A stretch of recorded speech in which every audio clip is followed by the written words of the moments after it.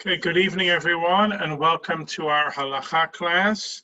Tonight we're going to look at the laws of Yayin Nesech or Yayin Nesech and Stam Yeninam. Okay, one is something which is biblically prohibited, which is wine which is used for libations or sacrifices and is asur midoraita, is biblically prohibited.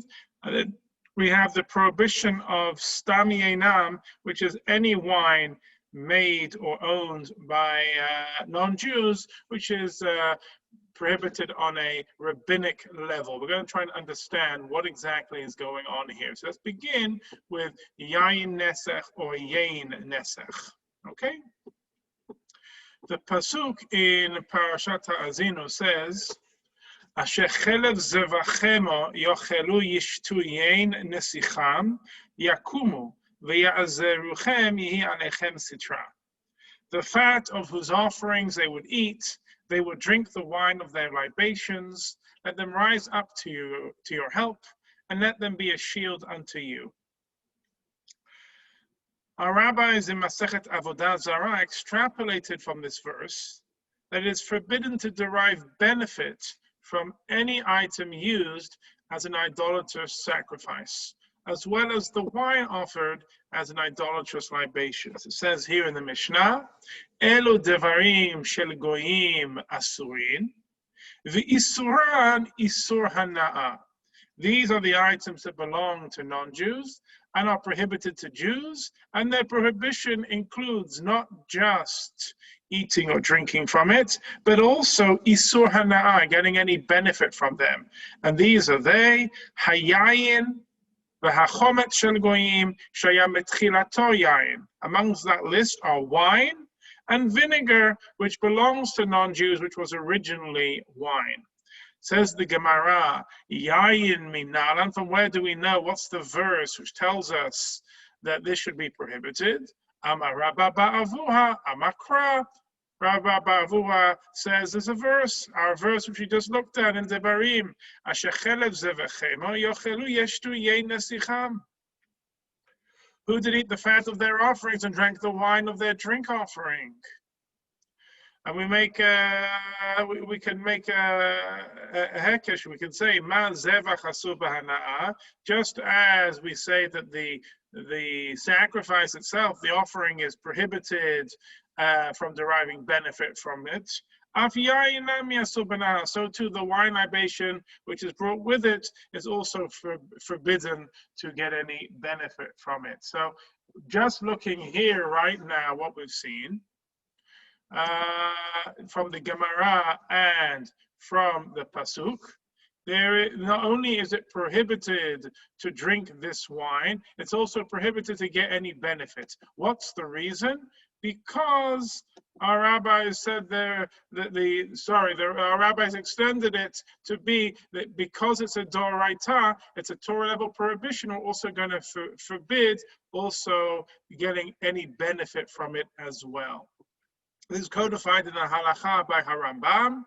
He says in Hilchot Machalot Asurot, in chapter 11, Yayin sheninasech la'avodah zara, asur b'hanaya v'hashoteh mimenu kol shehu lokeh min haTorah. Any wine that is used for a libation for idolatry is forbidden not only to drink it, but also to derive benefit from it. And one who has even the smallest amount from it, who drinks it, he gets lashes on a biblical level. Okay? V'chein ha'ochel kol shehu mitkoravet avodah zara. Similarly, one who eats the smallest amount from the sacrificed, which was for avodah zara, mi basar or mi perot, if it's from the meat or from the fruit, afilu mayim umelach, even water or salt. Ha'ochel mehen kol shehu, even you have just eat a small amount of it, lokeh, that person gets lashes, as the verse states, has been looking at, Asher chelev zevachemo yochlu yishtu yain nesicham yakumu. Okay, that's the verse we've been looking at from Parashat Ha'azinu. The fat of whose offerings they would eat, they would drink the wine of their libations. Okay, however, it's very important to know, this is not our issue. when we say you have to have kosher wine and you have to be careful with it or whatever, it has nothing to do with Yayin Nesech or Yayin Nesech, because the Yayin Nesech or Yayin Nesech is not found very often today, because most in the Western world are not idolatrous. Now, you might find this in India or in the Far East, but in Asia, but it's not something that we come across very often. What we do come across a lot is Stam Yeninam. Stam Yeninam is wine which is owned or made by non-Jews. Okay, and it's very practically comes up. Now, what are the origins of this prohibition? We're going to have a look at a midrash from Pirkei de Rabbi Eliezer. Okay, and this midrash says as follows: Amad Pinchas. Pinchas, we're talking about Pinchas on Parashat Pinchas. He stood up. V'charam al kol Yisrael besod Shem HaMeforash. And he forbade all of Israel by a charam,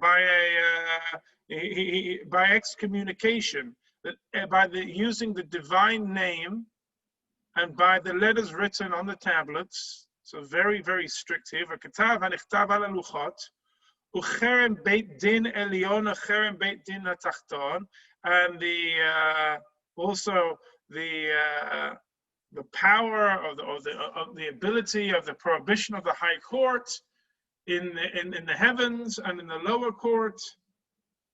Shelo yishte adam Yisrael miyenam shel goyim, that no Jewish male should drink wine of non-Jews.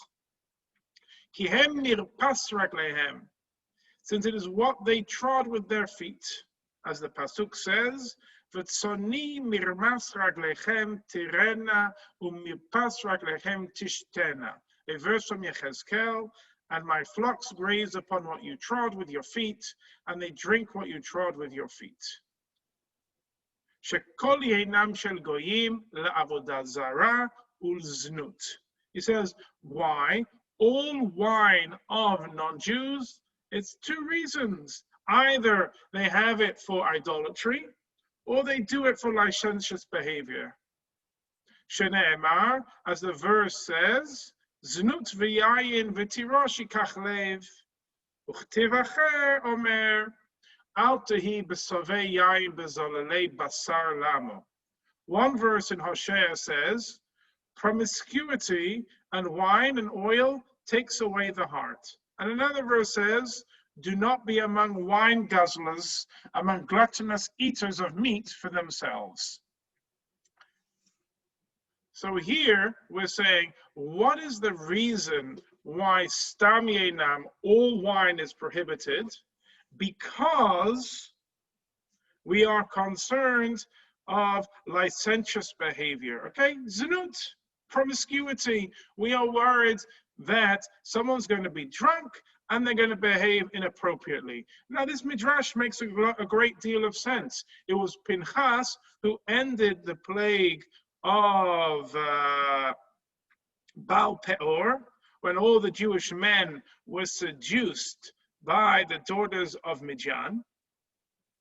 And therefore, where they said, first you must worship our God, then you can sleep with us. But how did they first get the men excited? They got them excited by giving them alcohol. So it makes sense, all of this. So they're saying all wine for non-Jews has two purposes: idolatry and immorality, znut, promiscuity. The Gemara in Avodah Zarah also discusses the basis and reason for the institution of Stam Yeninam, why all wine owned or made by non-Jews is prohibited. And according to the Gemara, it does not have to do with this ancient midrash that it was Pinchas. Rather, it's one of the original takanot established by Hillel and Shammai, which is much later in Jewish history. As the Gemara says here, Gufa, Amar Bale, that's the name of a person, Amar Avimi Nota'a, Mishmei the Rav. So these rabbis said in the name of Rav, Pitan v'Shamnan, their bread and their oil, Yenan, their wine, Ubnotehen, and their daughters. Kulan mishmona asar devahen. They're all part of the 18 enactments issued in a single day by the students of Hillel and Shammai.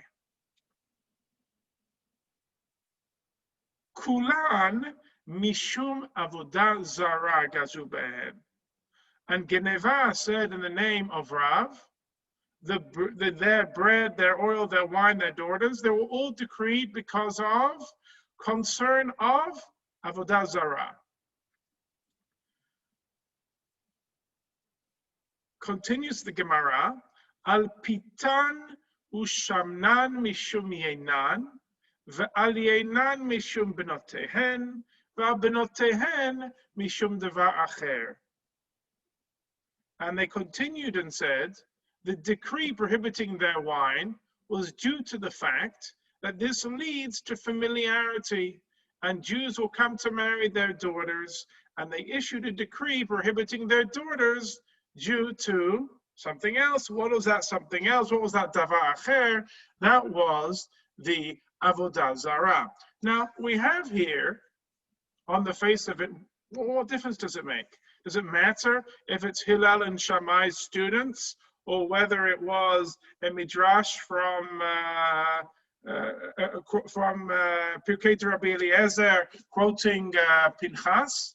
You know, like, was it from the was it from Baal Peor and the Bnot Midian, or was it much later during rabbinic times? What difference in the time of the Mishnah? What difference does it make? Why are we so flustered about this? The Ramban says, and he brings this up, Nachmanides, he says, and this is difficult for us, Kashalan, for we have learned in Pirkei Rabbi Eliezer Hagadol that Eliyahu, now I've talked about this before, Eliyahu and Pinchas are interchangeable. Some say they're Gilgul Nefashot, that Eliyahu is a reincarnation of Pinchas, and some say that Pinchas never died and Pinchas is Eliyahu. Anyway, that's for another class. May his memory be blessed, decreed on their wine that it is forbidden due to the matter of Baal Peor.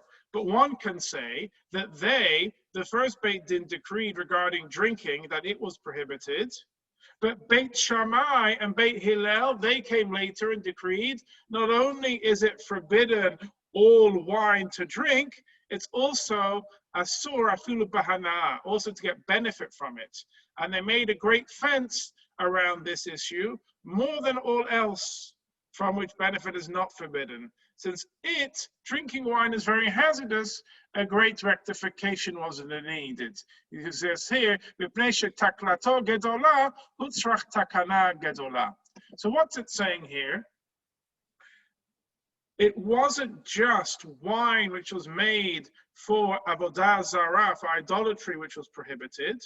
Rather, they're saying all wine made by non-Jews, whether it was used for idol worship or whether it was used just for drinking. Beit Hillel and Beit Shammai, the students of Hillel and Shammai, enacted a prohibition that all Yeninam, Stam Yeninam, all their wine is prohibited, both for drinking and also for getting any benefit from. That's the way the Ramban understands. So the original decree was by Pinchas or Eliyahu, however you want to say it, but about 1,500 years later, it was also it was added on there. Okay, so it says here, according to the Ramban, the initial decree of Pinchas focused on not drinking the wine, while later the rabbinic decree expanded the prohibition to one of deriving benefit from it, what's known as Isur Hana'ah. In addition to wine that was owned or produced by a Gentile, Chazal also prohibited wine owned by a Jew that was merely touched by a non-Jew. And this is codified by the Torah. Hechemiru le'asur b'hana afilu maga nochri b'yayin shelanu. And they were stringent to prohibit deriving benefit even from our wine if a non-Jew touched it. And this we're going to get into a lot of either tonight or maybe a little bit next week. We'll see how far we go. It says the notes here, this aspect of the halacha must be clarified, since normally one cannot prohibit an item that belongs to someone else. How then can a non-Jew render a Jew's wine forbidden? The Chinuch offers the following resolution. And he says, this should not be difficult to understand. How could it be that a non-Jew can prohibit wine that belongs to a Jew, given that we have established that a person cannot prohibit something that does not belong to him? See the Gemara Masechet Chulin. The answer is as follows. This was only said in cases such as whether someone bows to his friend's animal where he did not perform an action with the object himself. He didn't come into contact with the animal. But wherever one does an action with the actual object, even as insignificant an act such as touching, one has the ability to prohibit something that doesn't belong to him on a rabbinic level. As they were stringent about the matter, so here we could say, if the person bowed to the cow, it doesn't make the animal used for idolatry and prohibited from any benefits. But if he bowed and put his hands on the cow, then it would. So here, in our case, if he bowed to the wine, it wouldn't be an issue. But the fact that he touched the wine, that's why we are strict. Shulchan Aruch says, Stam Yeninam shel amamim ovdei avodah zara asur b'hana'ah v'hu adin lemagam b'yayin shelanu. General wine of the Gentiles, when they are idolaters, and this is important language, is prohibited to derive benefit from. And the same applies if they touch our wine. Says the Rama, why is that? Mishum gezerah yayin shenit nasech la'avodah zarah. It's because of a decree due to wine that was used for libations, for idolatry, that one should not mistakenly permit that. And therefore, I am concerned that I can't say only the Yayin Nesech is prohibited, I'm going to prohibit all wine. Now, what happens if I know that we have non-Jews, for example, Muslims, who are not idolaters? Are their wine also, I mean, they don't drink wine, but would their wine, if they made wine, would it also be prohibited? Says the Shulchan Aruch, Kol goy she'eno oved avodah zarah, any Gentile that does not worship idolatry, yeno asur b'shtiyah, his wine is forbidden to drink, but mutar b'hana'ah, but one could get benefit from it, i.e. you could sell it. Umaga'an b'yayin shalanu shaveh leyenam she'asur b'shtiyah, but if they were to touch our wine, it would still prohibit us from drinking it, but would not prohibit us from getting any benefit from it. The Rama adds, Ubizman Azeh, he writes, this is 500 years ago, in our times, he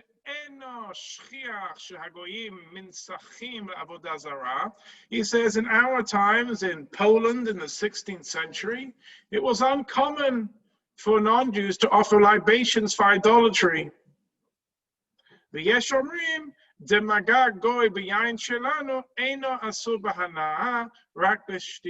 therefore, there are those who say that when the non-Jew touches it, it forbids us from drinking it, but it does not prohibit it from getting any benefit. Similarly, general wine belonging to Gentiles is not prohibited to derive benefit from. Therefore, it's permitted for one to claim one's debt from the Gentiles with wine, since that is considered as if one is saving one's money from them. This is true regarding other losses as well, but such as if one transgressed and bought or sold their wine, but initially, lechatchila, one should be careful not to buy and sell their wine in order to make a profit. But there are those who are lenient, and it's good to be strict. Clearly, there was a time where if you had non-Jews and they owed you money and they couldn't pay you, they could pay you with a barrel of their wine. And we're saying, since they weren't idolaters, you could own that wine and sell that wine. You couldn't drink it and you couldn't give it to other Jews to drink, but you could sell it at least b'di avad. L'chatchila, one should not do so. But if you are in a very pressing scenario, the Ramah seems to permit it. And the Taz explains the reasoning, because the concern of Yayin Nesech, that they were doing it for idolatry, is very, very rare. Okay? That's what the Taz says there in source number 12.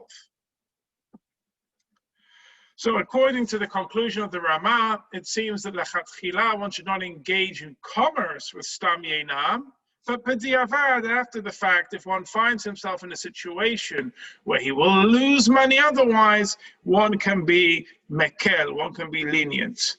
And that's how the Sefer HaKashrut rules today. In today's time, non-Jews do not offer libations to idolatry. Therefore, there is a debate among the poskim whether wine that was touched by a Gentile is still prohibited even from hana'ah, from deriving benefit. And in case of great loss, behefsed meruba, yesh lismach al hamitirim. One can rely on the lenient position. Rav Moshe Sternbach discusses whether it is permitted for a Jew to order non-kosher wine for a Gentile while meeting with him in a restaurant. So let's say, for example, the Jewish client, the Jewish person, he wants to take out all his non-Jewish clients. He wants to buy them rounds of drinks. Does he have to buy them kosher drinks? Or can he let them order Yayin Nesech? Not Yayin Nesech. Can he let them have Stam Yeninam? Obviously, they can't have Yayin Nesech, because Yayin Nesech would be a problem that's Asur d'Oraita, and he can't get any benefit. But let's say Stam Yeninam. He says here, Lachatchila, ideally you shouldn't do that. You should buy them expensive kosher wine and give them all that. Just give them some of that. Aval l'tzorech gadol, but for a great need. Kaimalan sheyein nesech t'stam yeinam bisman hazeh mutar b'hana'ah lachem b'chol ofen mutar. But for a great need, we hold that the stam yeinam is permitted for benefit from nowadays, because we don't consider it Yayin Nesech, and therefore it would be permitted if that was a case where it would be difficult to find kosher wine or whatever. Which types of wine are prohibited? According to the halacha, all flavors of wine are included in the prohibition of Stam Yeninam, including dry wine, sweet wine, grape juice, and raisin juice. From what stage is the liquid called wine? Here we're going to learn from Gemara in Avodah Zarah Nun Hey Amud Bet. Rav Huna said, Yayin kevan she'itchil lehimashech oseh Yayin Nesech, or Yayin Nesech. With regard to wine, once it begins to flow towards the exit from the wine press, it becomes wine which is fit for a libation in idol worship if touched by a Gentile. So therefore, Rashi explains here, she'itchil limashech, שהגת עשויה במידרון ומשעה שהוא נמשך מצד העליון לצד התחתון, Yayin, as the wine press is made on an incline, and from the time that the liquid flows down from the upper portion to the lower portion, that's when it's called wine. So it's very, very, very early. It's not like 3 months or whatever, or 3 weeks after it's been made into wine, where it tastes like wine. No, as soon as it comes out of the wine press. The Shulchan Aruch codifies this. From where is it called wine to be forbidden through contact with a Gentile? When it begins to flow. And when is that? Dahainu. When it begins to flow, meaning when it flows on the wine press on its own, because the wine press is on an incline. Okay? So now we have to get into a topic called Yayin Mevushal. There are some cases where wine is not the subject of the laws of Stam Yeninam. One of the most famous one is called Yayin Mevushal, or Yayin Mevushal, when the wine is cooked. The Gemara in Avodah Zarah explains that this wine is not forbidden if touched by a Gentile, at least if the wine was cooked before the Gentile touched it. Though if the wine was cooked afterwards, it would still be forbidden. So here, the Gemara says, Amar Ravila, Shaninu, we have learned, Yayin Mevushal Shel Goy, cooked wine belonging to a Jew, Shaya Metchilato Yayin, which was originally wine, is asur, is prohibited. Pshita, says the Gemara, it's obvious. Mishum de Ivshil Pakala Isura. Isn't that obvious? Just because the wine was cooked doesn't mean that literally the prohibition should explode. Ravashi said, Ha'ata la'ashme'inan. Ravashi said, this comes to teach us. Yayin mevushal shelano biyad goy, that our cooked wine that is in a non-Jew's possession, enot sarich chotem b'toch chotem, does not need a double seal, or a seal within a seal, literally. If we're concerned due to them doing some sort of idolatrous libations, we know that Goyim don't do libations with cooked wine. And if we're concerned they're going to exchange it, since there's already one seal, they're not going to take the effort to forge a new seal on top of it. The Gemara continues, Shmuel v'Ablet havu yatve. Shmuel and Ablet, who was a non-Jewish scholar, a friend of Shmuel's, they were sitting. They brought cooked wine. Mashche Ablet liyadeh.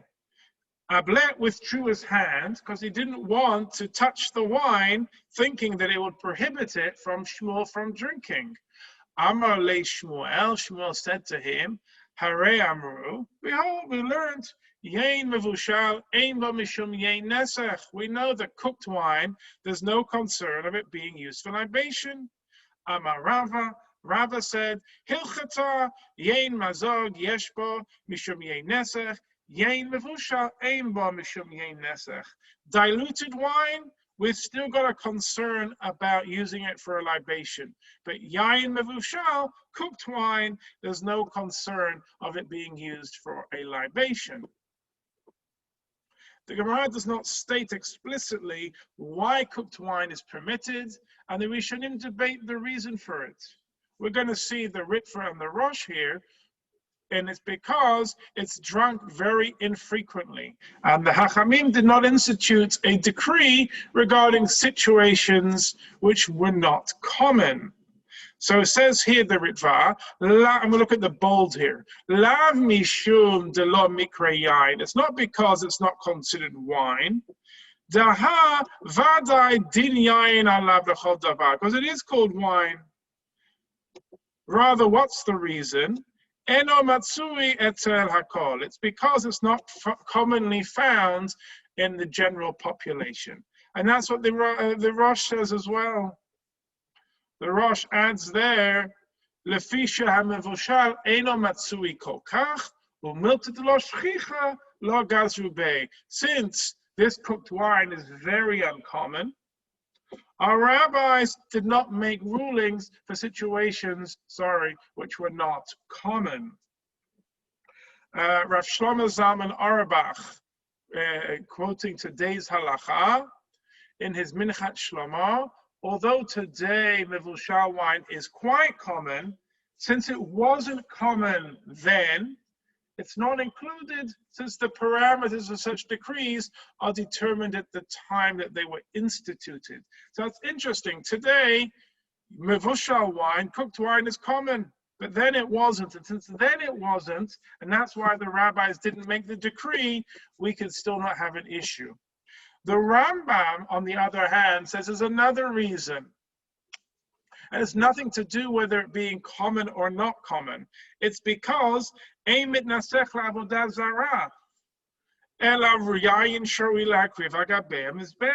only wine that was fit to be brought on the altar was used for libations for idolatry. And therefore, the what? The Hachamim did not make a gezerah on Yayin Mevushal, because no one, no idolater worth his salt would ever think to offer cooked wine, Yayin Mevushal, on the altar of his sacrifice. But many Rishonim, such as the Rashba, they argue on the Rambam, and they say there's no connection between these issues. Have a look at source there, source 23. He quotes the Rambam, the Rashba does, and then he says that he doesn't like it at all. Rav Shlomo ben Aderet, a great rabbi from Barcelona, from 1235 to 1310. You can have a look at him there. He gives a different reason for why Mevushal wine is exempt, and he says, "V'yayin Mevushal hainu taima mishum she'en ta'amo yayin." So what's he saying here? The reason that cooked wine is not included is because its flavor, it doesn't really taste of wine. And so I love this, because you have to be a real wine connoisseur. If you don't know much about wine, you think, well, what are you talking about? Of course it's wine. But to someone who's really picky, now you go to someone, like I think of my dad, Alav Shalom, who's very careful with wine, very careful with his whiskeys, and he could tell you that's a real glass of wine, or that's a real whiskey. So according to Rav Shimon ben Aderet, and I could imagine the Spanish Rishonim, they knew their wine. It's lost its flavor and does not share the same general wine. Ve'ein shman, its name is not Yayin Stam. Lefichach lo gazu bahen, and therefore the rabbis did not do that. Okay, so according to this explanation of the Rashba, the reason that Yayin Mevushal was not included was that it was not considered to have the status of standard wine. Its flavor is somewhat different due to it being cooked. Regardless of which explanation is taken, it's clear that Yayin Mevushal, touched by a non-Jew, is not forbidden, and this is the ruling of the Shulchan Aruch as well, as we shall see shortly. Another question that must be addressed, though, with regard to the halachic parameters of cooked wine, is how to define it as being cooked. What precisely must happen to the wine in order for it to be permitted? The Ramban, as cited by the Ra'avad, says that as soon as it boils on the fire, then it's Mevushal, while the Ramban himself suggests that it's determined by whether the fire causes the amount of wine to be diminished. Okay, so is it reaching boiling, or is it already evaporating, or are those things the same? So the Ra'avad says, the Ramban quotes the Ra'avad, that it has to be boiling, then it's cooked.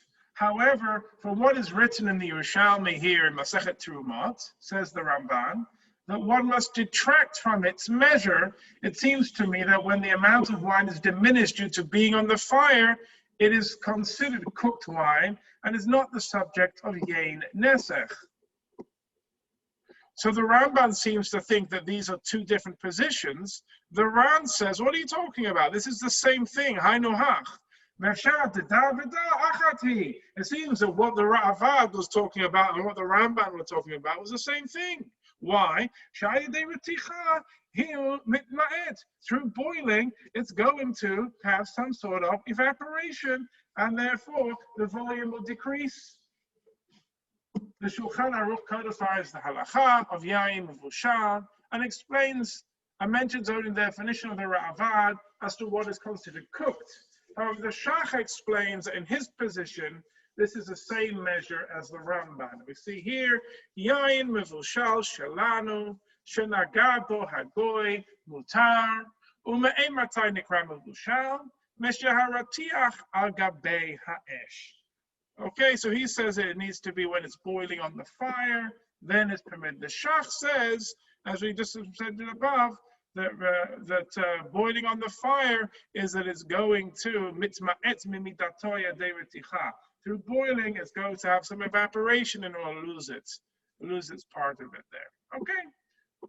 The Ben Ish Chai also combines the two together and assumes it is the same measurement. He also mentions another opinion that it must be cooked to the extent that the flavor changes, which appears to be based on the third explanation for the exemption, which we saw in the Rashba. So he says here, cooked wine is not prohibited through being touched by a non-Jew. When is it considered cooked? Only when it boils on the fire and its contents are diminished through the boiling. The Yeshomrim, and some say that it has to be cooked to the extent that its flavor changes. That was the Rashba. Therefore, if one wants to cook wine in order to avoid the problem of a Gentile touching it, one has to cook it significantly and that its flavor changes from the flavor of wine to the flavor of honey. Mishtane mitami yayin l'ta'am dvash. Now again, I'm not well versed enough to tell you that difference, but I do know that some people can tell you. Now, what about pasteurized wine? Contemporary poskim dispute whether pasteurized wine, which is common in our times, did not exist in earlier times, because they didn't know about modern pasteurization, is considered Mevushal wine or not. The basis of this argument is whether the pasteurization process is similar to cooking. Although the wine reaches a temperature of 70 degrees Celsius, which is about 158 Fahrenheit, which qualifies as the measurement of Yad Soledet, and a lot more, it does not reach the boiling point, which is 100 Celsius or 232 Fahrenheit. From the passage just quoted from the Ben Ish Chai, that requires the flavor of the wine to be changed to the extent that it now tastes like honey. It would seem that he would hold pasteurization does not render wine or grape juice as Yayin Mevushal, since this result is not achieved through the pasteurization process. Rav Shlomo Zalman Auerbach discusses this issue at length and concludes that pasteurization of wine and grape juice is not considered Yayin Mevushal for a number of reasons, but primarily that does not change the flavor or classification of the wine or grape juice. In accordance with what the Rashba said, and it's a very long tshuva, which we're not going to see inside, but you could have a look at it. And we'll just see the last part of it there. It says, nevertheless, based on all the reasons that we cited, I do not know how one can be lenient to rely on pasteurization, which only kills the bacteria, to consider this cooked, even though there is no recognizable difference and there is no reduction in the quantity and there is no change in its flavor or appearance. So it hasn't done any of the three. And everyone calls it wine and not Mevushal wine. Furthermore, this wine is now common and easily found. Therefore, I think that one needs to be stringent and be cautious to avoid having a Gentile and others considered like Gentiles from touching it. And the Rab Ben Zion Abba Shaul, who wrote the Order Tzion, a Sephardic Acharon, who passed away in the early 2000s, he also says one must be careful about this and not be lenient. On the other hand, Rav Moshe Feinstein and Hacham Ovadia Yosef, among other poskim, consider pasteurized wine and grape juice to qualify as Mevushal, and so therefore in America, people rely on Rav Moshe, and in Israel and Sephardim, we rely on Hacham Ovadia. As Hacham Ovadia says,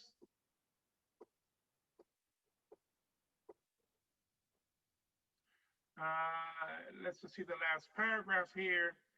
They excluded cooked wine from the decree, since at that time it was uncommon. Even though today the reality has changed by the custom of pasteurizing the wine, if we want to prohibit pasteurized wine, it's considered like a new decree, which we do not have the power to enact, especially since the owners of the wineries do this in order to save us from the prohibition of Yayin Nesech.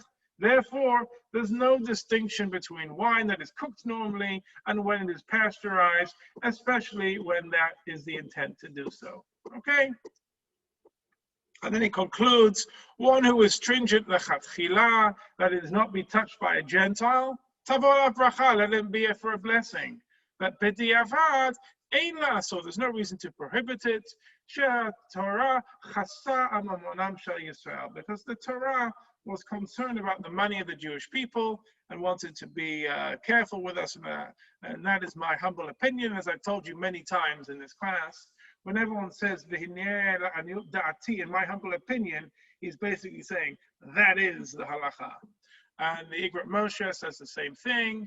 Now there are factories that produce wine, that cook their wine to a temperature of no less than 165 Fahrenheit. And this temperature is definitely more than Yad Soledet. Therefore, based on what I have written, there is no prohibition of a Gentile touching it. This is definitely considered Yayin Mevushal, and it has definitely been reduced in quantity.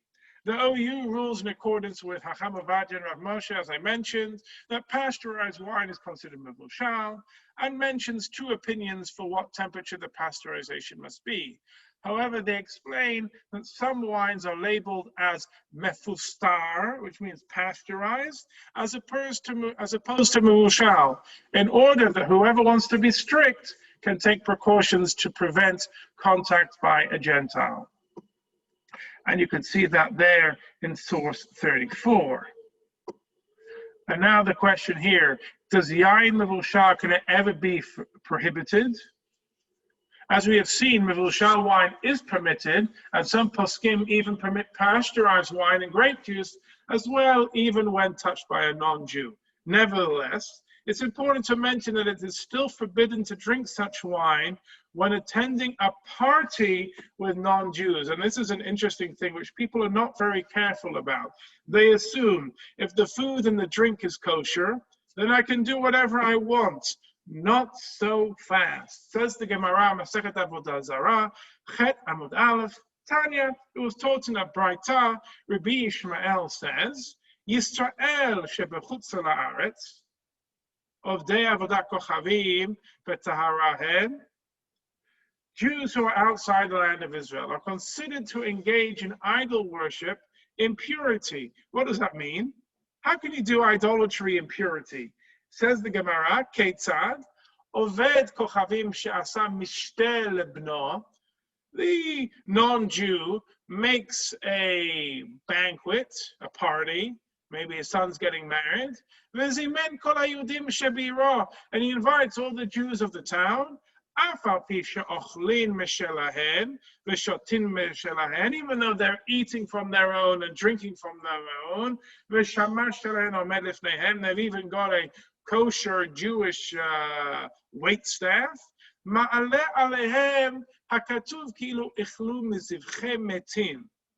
The Torah considers it as if they have eaten from the tables of the dead, from the offerings of the dead. Idols, as it says,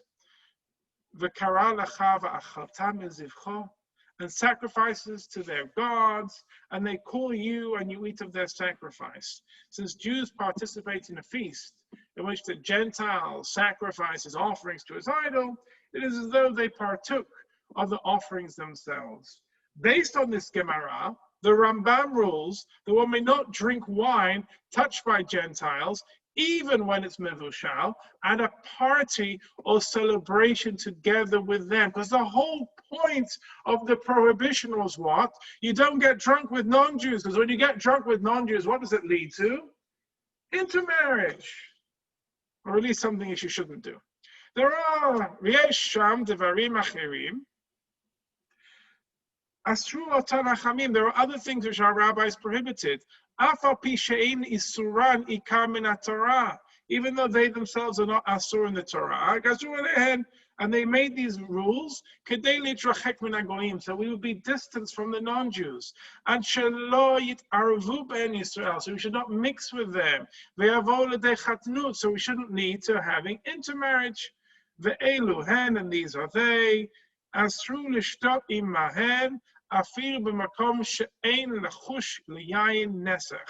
They forbid drinking with them, even when there's no concern of Yayin Nesech, of them using it for idolatrous purposes. Ketzad, what's the scenario? A person should not drink in a non-Jewish party.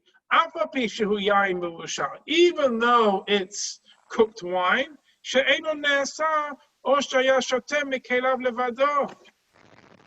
which has never been, or is he only drinking from his utensils? So, Rabbi, Yeah.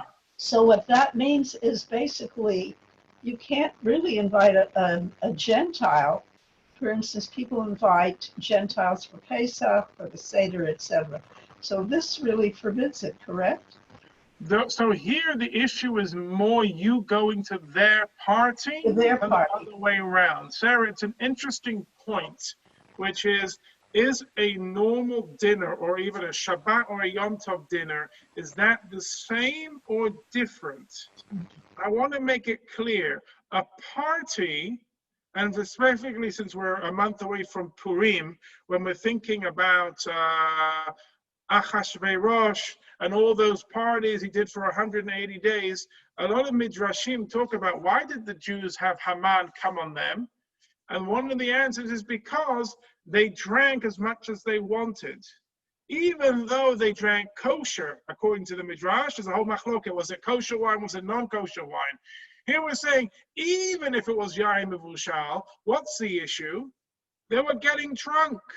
So Sarah, if it's a party, if it's going to a bar, if it's getting slammed, absolutely out. But having someone for dinner where there may be a glass of wine, then it may not be the same scenario. At least how I could see a difference. The Shulchan Aruch codifies it as follows. Oved kochavim, haoseh mishteh lechupat beno or bito, if a non-Jew makes a feast for the wedding of his son or his daughter, asur Yisrael le'achol sham. It is forbidden for the Jew to eat there. Afilu ochel mishelo v'shama shelo.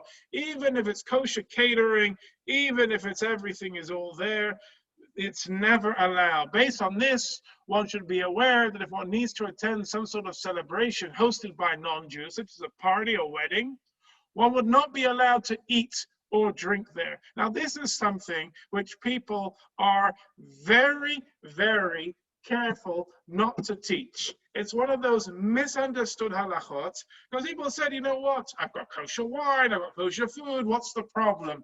Understand the reason why our rabbis prohibited it was because they didn't want us getting drunk in the first place. So therefore, even when it's boiled and cooked, when is the only time it's not allowed? When it comes to getting drunk.